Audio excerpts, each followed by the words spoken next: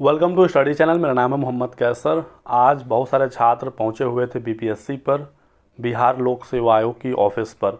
छात्रों के बहुत सारे डाउट थे, उसको क्लियर किया गया है। सबसे पहले उन छात्रों का आप डाउट देखिए जो काफ़ी परेशान थे, जिन्होंने अपने सीरीज़ का गोला भरना छोड़ दिया था, ABCD में से कुछ भी गोला नहीं किया था। तो बीपीएससी ने उन्हें क्या आश्वासन दिया है, फिर आगे बात करेंगे और आपके दूसरे डाउट पर, रिज़ल्ट वगैरह पर। जितने भी लड़के हैं जिन्होंने अपना सीरीज नहीं लिखा था उनकी सारी कॉपी स्कैन हुई है। पहला बार उसका प्रूफ आपके सामने है जो आप लिख रहे हैं। अब आप जो दूसरा करें कितना वो हमको पता है, क्योंकि जिसका नहीं है उस पर आपको चारों सेट का स्कैन किया है, A, B, C, D।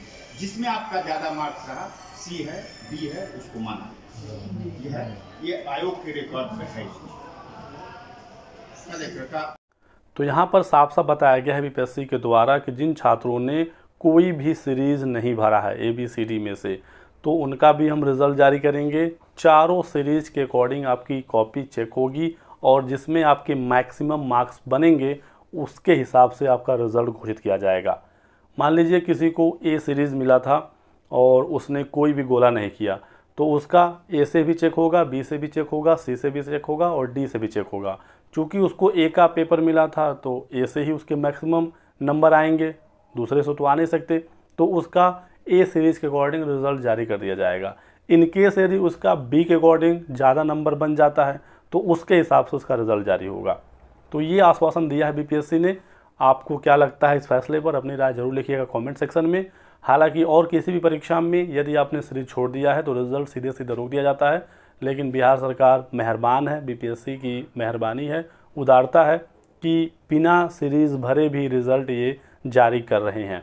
इसके अलावा भी कोई छोटी मोटी गलती है, मान लीजिए आपने गोला किया लेकिन ऊपर जो लिखने वाला सेक्शन था उसे छोड़ दिया, या लिखा ऊपर लेकिन बबल करना छोड़ दिया, तो ऐसे में भी यदि रिज़ल्ट जारी होने की संभावना है तो उसे जारी कर दिया जा रहा है। और जो भी OMR था, जो भी गोले आपने किए थे, उसको स्कैन करके आपके ID पर भेज ही दिया गया है। इसका मतलब ये है कि ये पता चल गया है बीपीएससी को कि आपका ही ये OMR है, यानी कि आपके रोल नंबर से ही वो डेटा निकाला गया है। तो जिनका भी OMR शो हो गया है उनकी ID पर लॉगिन होने के बाद उनके अकाउंट में, तो उनका रिज़ल्ट आएगा, ये आप समझिए, ठीक है। नहीं तो वो OMR आपके लॉगिन ID में दिखता ही नहीं, वो दिख रहा है यानी कि बीपीएससी को पता चल गया है और आपका रिज़ल्ट वो घोषित कर देंगे।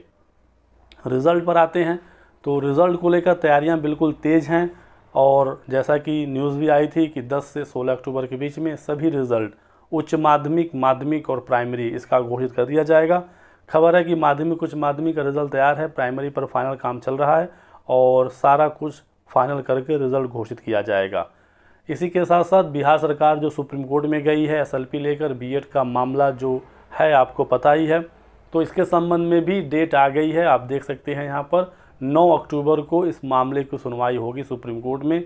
सब कुछ ठीक रहा तो 9 अक्टूबर को ही ये मामला क्लियर हो जाएगा, या फिर 1-2 डेट और लग सकता है।